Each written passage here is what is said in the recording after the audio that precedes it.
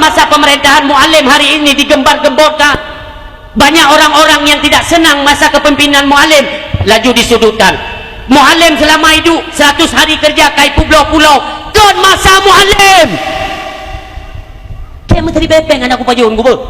Bek tentang bapak bela ponyo, bapak bela puji. Tanyo bela je iya dulu legop. 2016 ka kasus, kalaupun iya pulaunya tunggu jatuh kepada lingkup Sumatera. Coba lihat siapa yang memimpin Aceh 2016. Cilok.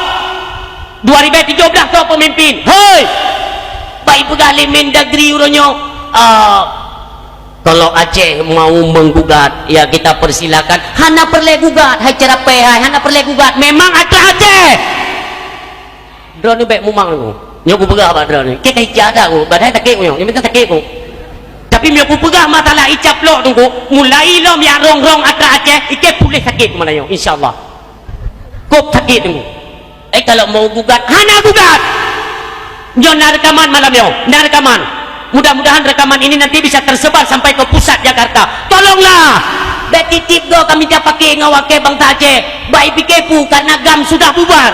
Karena senjata telah dimusnahkan. Ai kanyo Aceh hana perle bude kamu perang hoka Bang Aceh bantigom Aceh.